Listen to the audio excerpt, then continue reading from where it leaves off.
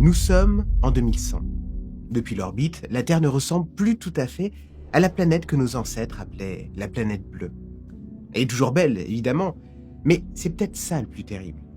Vue d'ici, à travers les hublots du vaisseau, elle garde cette apparence paisible d'une bille suspendue dans le noir.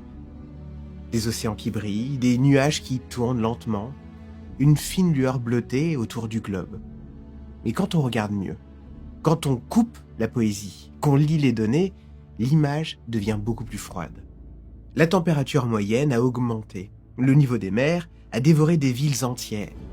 Des régions autrefois tempérées vivent maintenant sous des canicules régulières. En Europe, des maladies tropicales se sont installées. Les étés dépassent souvent les 40 degrés pendant des semaines. Les sécheresses se répètent. Les tempêtes deviennent plus violentes. Les sols s'épuisent. Les forêts brûlent et les frontières bougent. Les populations fuient et chaque année, les cartes qu'on mettait dans les salles de classe deviennent un petit peu plus fausses. Pendant longtemps, l'humanité s'est raconté une histoire rassurante. Elle s'est dit que si la Terre devenait invivable, il suffirait de partir.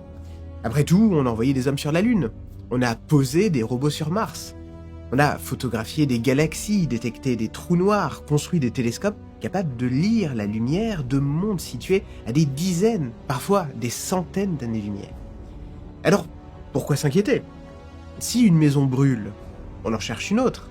Si une planète meurt, eh bien, on trouve une planète B. Et c'est précisément pour ça que vous êtes ici. Vous êtes le commandant du dernier vaisseau construit par l'humanité. Un vaisseau immense, assemblé pendant des décennies en orbite terrestre, avec une technologie que nos ancêtres auraient appelée la science-fiction. Des moteurs capables d'atteindre une fraction importante de la vitesse de la lumière. Des modules de sommeil longue durée, des serres biologiques fermées, des intelligences de navigation capables de corriger une trajectoire pendant des siècles. Une arche, en quelque sorte.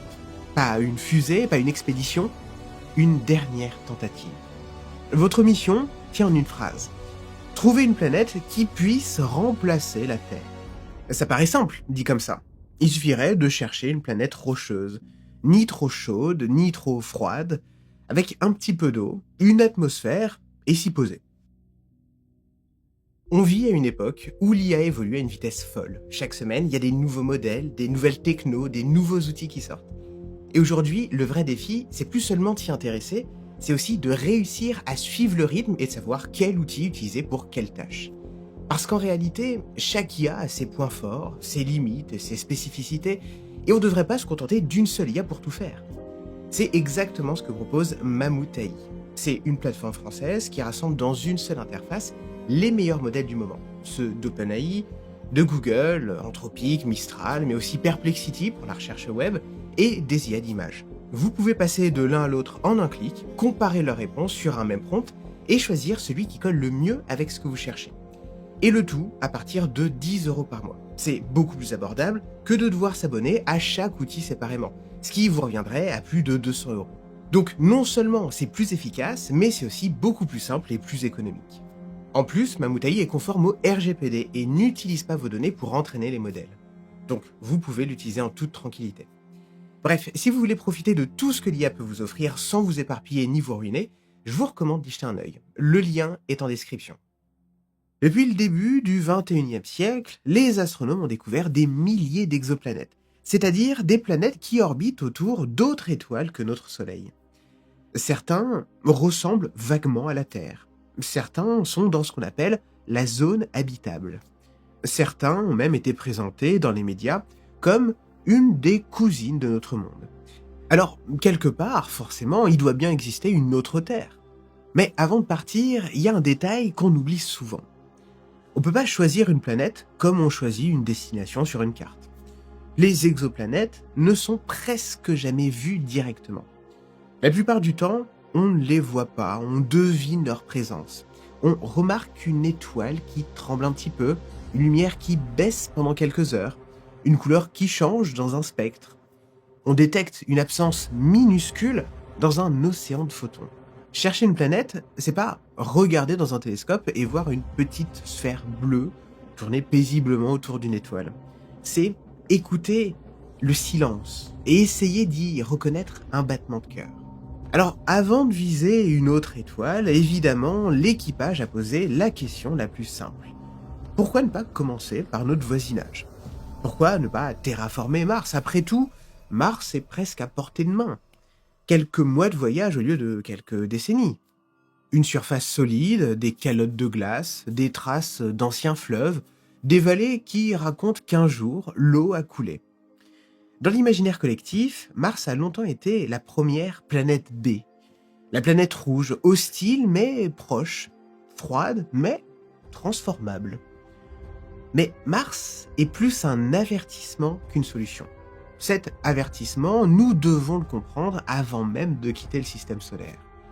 Parce que Mars est le meilleur piège possible. Elle ressemble assez à une planète pour nous faire rêver, mais pas assez à la Terre pour nous sauver. Sur les cartes, elle a des plaines, des montagnes, des volcans, des canyons. Elle a des pôles, des saisons, des journées presque aussi longues que les nôtres. Elle a cette familiarité étrange qui donne presque envie de remplir les blancs. On voit un désert rouge, notre cerveau voit des villes. On voit un ancien lit de rivière et notre cerveau imagine un retour de la vie. Mais une planète habitable, c'est pas juste un décor solide. C'est une machine complexe. Une machine atmosphérique, thermique, chimique, biologique qui tourne sans nous. Le problème de Mars commence par son air. Il y en a trop peu. La pression à sa surface est infime comparée à celle de la Terre. Et ça change tout. Sur Terre, l'atmosphère ne sert pas seulement à respirer. Elle appuie sur l'eau, elle redistribue la chaleur, elle ralentit les météorites, elle filtre une partie du rayonnement, elle permet aux nuages d'exister. Elle fait circuler l'énergie des tropiques vers les pôles. Sur Mars, même si on trouvait de l'eau, cette eau aurait du mal à rester liquide à sa surface. Elle gèlerait, elle s'évaporerait, elle disparaîtrait à cause d'un équilibre instable. Alors, l'idée de la terraformation paraît logique. Si Mars manque d'atmosphère, ajoutons luisant. Si elle est trop froide, il suffirait juste de la réchauffer. Si elle est sèche, libérons de l'eau. Sauf que ce raisonnement oublie l'ordre de grandeur. Une planète, c'est pas juste une pièce dont on règle le thermostat. C'est un corps entier, avec sa gravité, une histoire géologique, des pertes vers l'espace, des réservoirs chimiques, et surtout des limites physiques. Pour terraformer Mars, il faudrait épaissir son atmosphère au point de créer un effet de serre durable.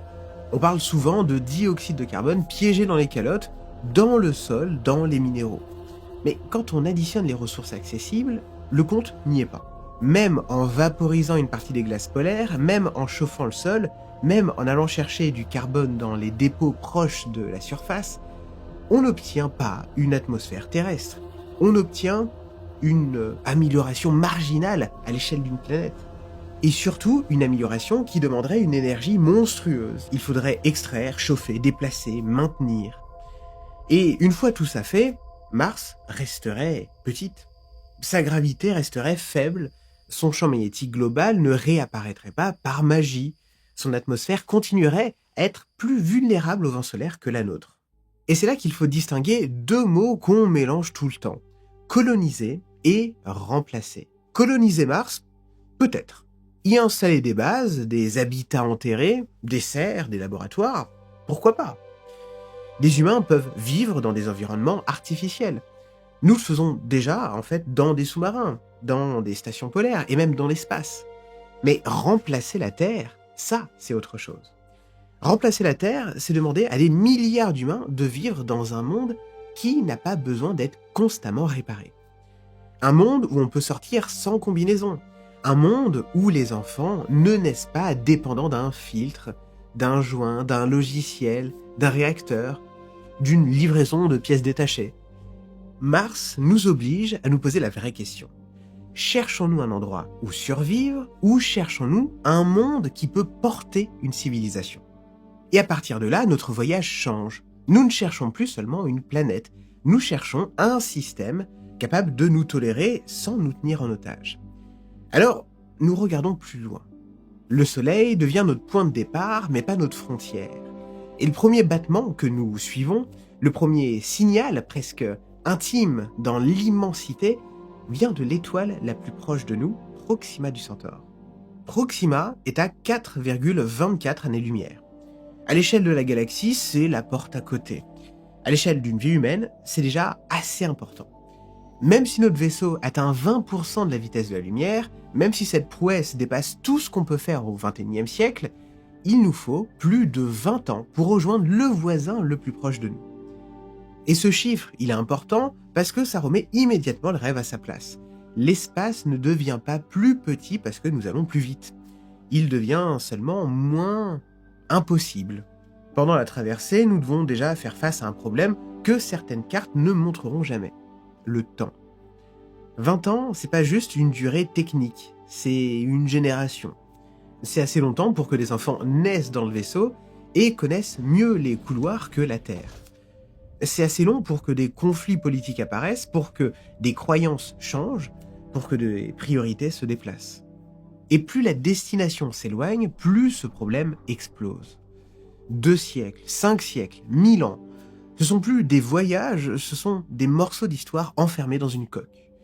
Sur Terre, en 5 siècles, des empires se sont effondrés, des religions se sont fracturées, des langues ont évolué, des continents ont été colonisés, des révolutions ont changé la manière même de penser des humains.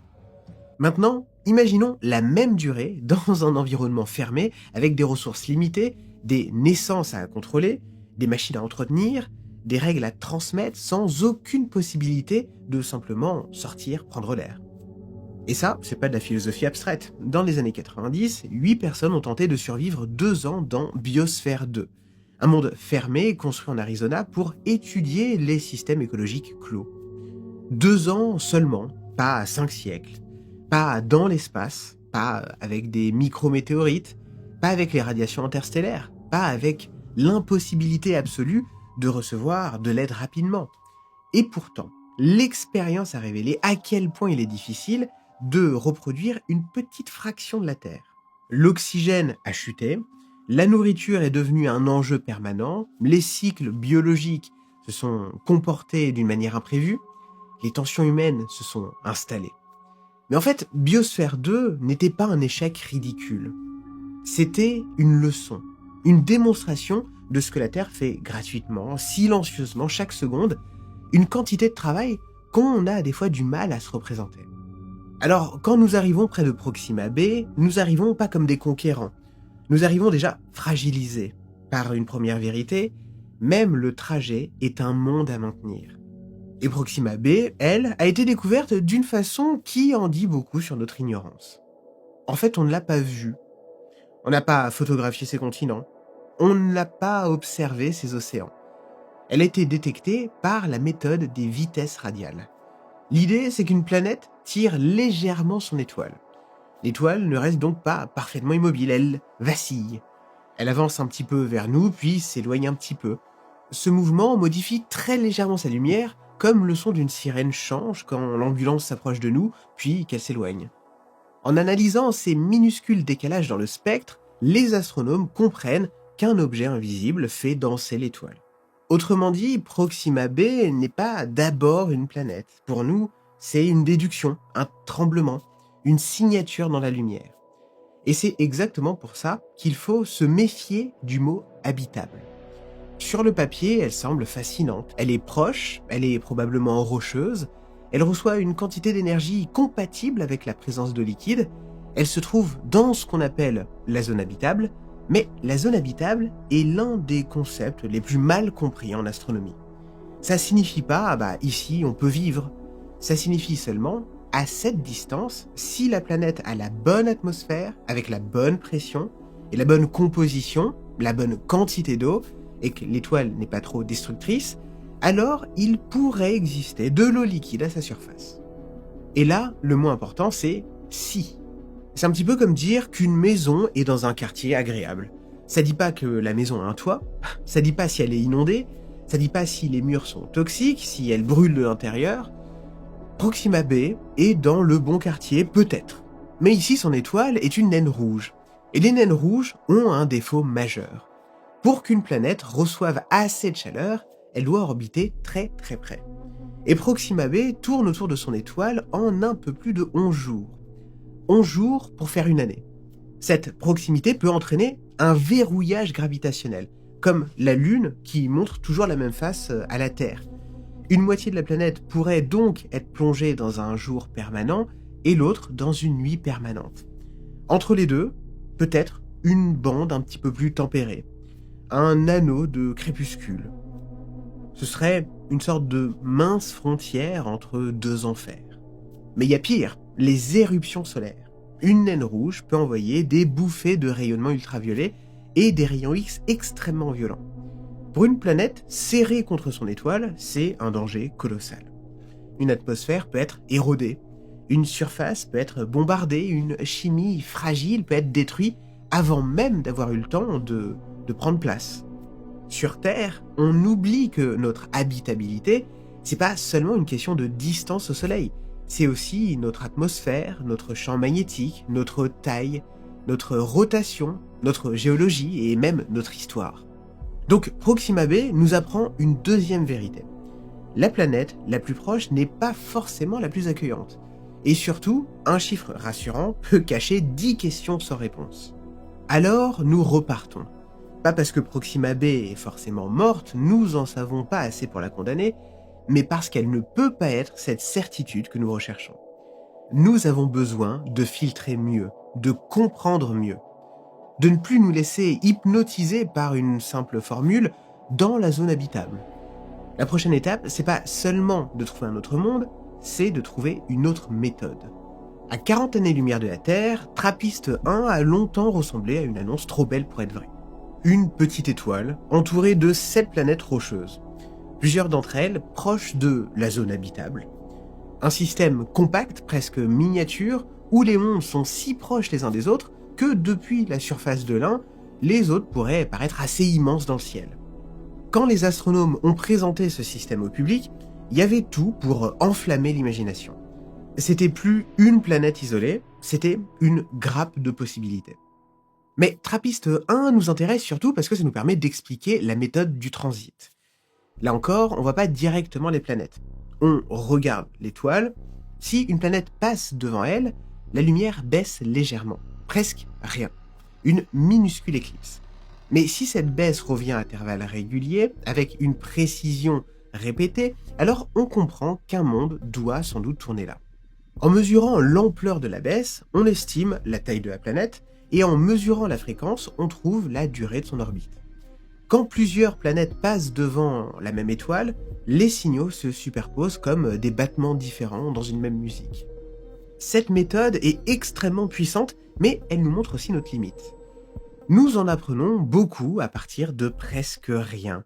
Une baisse de lumière donne un rayon. Des interactions gravitationnelles peuvent donner une masse. Rayon plus masse donne une densité approximative. Et la densité nous dit si la planète ressemble beaucoup à un monde rocheux, à une boule d'eau, à une mini-Neptune ou encore à quelque chose de plus étrange. Mais entre rocheuse et habitable, il y a un gouffre. Une planète peut avoir la taille de la Terre et être un enfer. Vénus a presque la taille de la Terre. Elle est rocheuse, elle reçoit la lumière du Soleil, et pourtant, sa surface est un cauchemar de pression et de chaleur. Donc, la taille ne suffit pas, la distance ne suffit pas, et la roche ne suffit pas. C'est là que la spectroscopie devient essentielle. Quand une planète passe devant son étoile, une toute petite partie de la lumière traverse son atmosphère, si elle en a une. Les gaz présents dans cette atmosphère absorbent certaines couleurs, certaines longueurs d'onde, et nous, en analysant ce spectre, on peut chercher des signatures. Vapeur d'eau, dioxyde de carbone, méthane, oxygène, ozone. C'est un petit peu comme si l'atmosphère laissait un code-barre dans sa lumière. Nous ne voyons pas de forêt, nous ne voyons pas les océans, nous lisons les traces chimiques dans une lumière minuscule, souvent noyée dans le bruit de l'étoile. Et c'est là que le rêve devient plus scientifique, mais aussi plus compliqué. Parce qu'une biosignature, c'est pas une preuve magique. Prenons l'oxygène. Sur Terre, une grande partie de l'oxygène atmosphérique est liée à la vie photosynthétique. Donc, on pourrait se dire, si on trouve de l'oxygène ailleurs, on a trouvé de la vie. Mais la nature adore les pièges. Certaines réactions non biologiques peuvent produire de l'oxygène dans des conditions particulières. À l'inverse, une planète habitée pourrait ne pas accumuler beaucoup d'oxygène visible.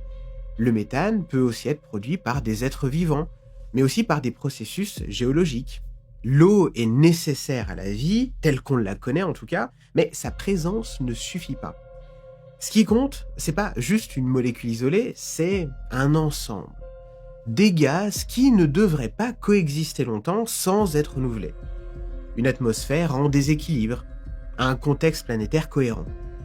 TRAPPIST 1e, l'une des candidates les plus intéressantes du système solaire, devient un cas d'école.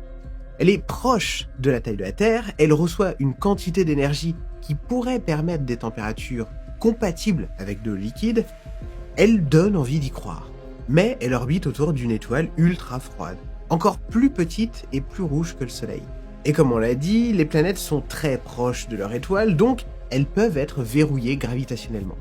Elles peuvent avoir subi, surtout dans leur jeunesse, un bombardement intense capable d'éroder leur atmosphère. La grande question n'est donc pas « est-ce qu'elle est dans la zone habitable ?» La vraie question c'est « a-t-elle gardé une atmosphère et si oui, laquelle ?» Et cette différence, elle change tout. Une atmosphère, c'est pas seulement un gaz autour d'une boule, c'est une mémoire. Ça raconte aussi ce que la planète a perdu, ce qu'elle recycle, ce que son étoile lui inflige, ce que sa géologie relâche, ce que son océan absorbe, ce que sa surface transforme. Si l'atmosphère est trop dense en CO2, on peut obtenir un effet de serre incontrôlable. Si elle est trop fine, la chaleur s'échappe, et l'eau ne tient pas. Si elle contient les bons gaz mais pas la bonne pression, un humain ne peut pas respirer. Si elle est bombardée tous les mois par son étoile, elle peut devenir un simple reste. Donc, à ce stade du voyage, nous comprenons enfin que chercher une planète B, c'est pas seulement chercher une sphère bleue, c'est construire un filtre. D'abord, il faut une planète rocheuse, ensuite il faut qu'elle soit à la bonne distance de son étoile, il faut que l'étoile soit stable, il faut qu'il y ait une atmosphère, une pression, il faut qu'il y ait de l'eau disponible, il faut une chimie compatible, il faut une stabilité sur des millions, voire des milliards d'années. Et même après tout ça, il reste encore une question, pouvons-nous y aller ? Parce qu'un monde parfait situé trop loin n'est pas une solution, c'est une consolation intellectuelle. Alors regardons un dernier candidat, pas parce qu'il est le meilleur, mais parce qu'il représente l'autre extrême du rêve. La planète qui ressemble peut-être davantage à la Terre, mais que la distance transforme en mirage. Kepler 452b a longtemps été présenté comme l'une des cousines de la Terre, une planète orbitant autour d'une étoile plus proche du Soleil que les naines rouges. Une orbite dure environ 385 jours, une position dans la zone habitable. Sur le papier, elle donne une sensation différente de Proxima b ou de TRAPPIST 1. Son étoile ressemble davantage à la nôtre. Son année ressemble davantage à la nôtre. Le décor mental change. On n'imagine plus une planète rougeoyante serrée contre une petite étoile instable. On imagine un monde plus lent, plus familier, éclairé par un soleil presque compréhensible. Mais là encore, il faut décortiquer. Kepler 452b a été détecté par transit. On connaît donc surtout son rayon, mais pas son visage. Elle est plus grande que la Terre. Or, quand une planète devient sensiblement plus grande, plusieurs scénarios apparaissent. Peut-être une super-Terre rocheuse avec une gravité plus forte et une atmosphère plus épaisse. Elle peut être aussi quelque chose de plus proche d'une mini-Neptune, enveloppée de gaz sans surface accessible comme on l'imagine. Donc, selon sa masse réelle et sa composition, le même rayon peut raconter des histoires complètement différentes. Et ça, c'est l'un des pièges de l'exoplanétologie. Nos données sont souvent précises, mais incomplètes. On mesure très bien une ombre, puis on doit construire le monde qui l'a produite. Et même si Kepler 452b était rocheuse, même si elle avait de l'eau, même si son atmosphère était intéressante, son étoile est plus âgée que le Soleil. Ça signifie qu'elle a pu devenir plus lumineuse avec le temps. Une planète située dans la zone habitable, aujourd'hui, va avoir connu une évolution climatique différente, peut-être plus chaude, peut-être plus instable. Sur Terre, l'habitabilité est une histoire dynamique. Le Soleil lui-même change, le carbone circule entre l'atmosphère, les océans, les roches et le vivant. Les volcans relâchent des gaz, la pluie altère les roches, les océans absorbent, les organismes transforment. La Terre n'est pas habitable parce qu'elle occupe une case parfaite sur un schéma, elle est habitable parce qu'une multitude de cycles se compensent depuis très longtemps. Mais le plus grand problème que pose Kepler 452b, c'est sa distance. Environ 140 000 années-lumière. À 20% de la vitesse de la lumière, il faudrait pas 5 siècles, il faudrait environ 7000 ans, sans compter l'accélération, le freinage, les détours et les imprévus. 7000 ans, c'est plus long que l'histoire écrite de nombreuses civilisations. C'est assez long pour que le souvenir de la Terre devienne une mythologie. C'est assez long pour que la mission originelle soit contestée, oubliée, peut-être même réinterprétée. Assez long pour que les descendants des passagers se demandent pourquoi est-ce qu'ils devraient obéir à une décision prise par des ancêtres qu'ils n'ont jamais connus, pour atteindre une planète dont personne à bord n'a vu de preuves directes. Et c'est là où on se rend compte que c'est pas juste une question de physique, d'ingénierie, c'est aussi une question de civilisation. Comment maintenir une société pendant 7000 ans dans un objet enfermé? Comment empêcher les savoirs critiques de se perdre? Comment gérer les conflits, les naissances, les maladies, les accidents, l'usure des matériaux, les mutations politiques? Comment garantir que les derniers descendants aient encore envie d'atterrir?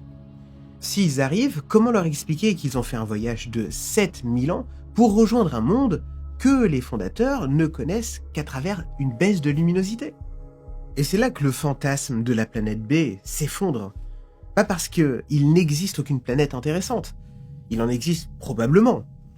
Le problème, c'est que ce quelque part, c'est pas une adresse. Le potentiellement habitable n'est pas un plan de migration. Le semblable à la Terre, c'est pas la Terre. Et entre un signal prometteur et une civilisation sauvée, il y a la physique, la sociologie, la technologie, le temps. Et cette chose simple qu'on oublie toujours, la continuité fragile du vivant. À la fin du voyage, nous avons moins de certitudes qu'au départ, mais de meilleures questions. Et c'est peut-être ça le vrai progrès. Au début, nous pensions chercher une planète rocheuse dans une zone habitable. Maintenant, nous savons que cette définition est presque enfantine. Une planète B devrait réunir une liste absurde de conditions. Il faudrait une étoile stable, pas trop violente, pas trop variable, pas trop jeune, mais pas trop vieille. Il faudrait une orbite stable, pas trop elliptique. Il faudrait une planète assez massive pour garder son atmosphère, mais pas assez au point d'écraser le corps sous une gravité trop massive. Il faudrait une pression compatible avec l'eau liquide et idéalement avec des organismes complexes. Il faudrait des cycles géologiques capables de réguler le climat. Il faudrait peut-être une tectonique, ou au moins un mécanisme de recyclage chimique. Il faudrait de l'eau, mais pas forcément trop. Un monde océanique global pourrait manquer de continents, de nutriments, de cycles accessibles. Un monde trop sec deviendrait stérile. Il faudrait donc une atmosphère qui protège, mais sans étouffer. Il faut une chimie riche sans être toxique. Il faudrait une stabilité assez longue pour que la vie puisse prendre lieu, mais assez souple pour que le monde ne se fiche pas. Et surtout, il faudrait que cette planète soit atteignable. Parce qu'une planète parfaite, à 1000 années-lumière, n'est pas une solution pour une crise terrestre. C'est une idée. Une planète acceptable à 40 années-lumière demande déjà un projet qui dépasse des durées politiques, économiques et affectives que nous savons gérer. Même Proxima, la plus proche, nous oblige à penser en décennies, avec un risque énorme pour un résultat incertain. L'espace ne nous offre pas une porte de secours, ça nous offre surtout un miroir. Ça nous force à voir ce que nous avons ici, précisément parce que nous découvrons à quel point c'est difficile de le retrouver ailleurs. Et c'est aussi pour ça que l'idée d'une planète B devient presque dangereuse quand elle devient une excuse. Elle transforme la Terre en consommable. Elle suggère qu'un monde peut être remplacé comme on peut remplacer un objet. Mais une planète habitable n'est pas un simple téléphone dont on peut changer le modèle. Une planète habitable, c'est un événement cosmique d'une complexité et d'une improbabilité indécente. Et après tout, même si demain on trouve la jumelle parfaite de la Terre, elle ne résoudra pas peut-être notre problème principal. Nous ne savons pas encore habiter correctement dans la planète que nous avons déjà. Merci à Mamoutaï d'avoir rendu cette vidéo possible, les liens sont en description.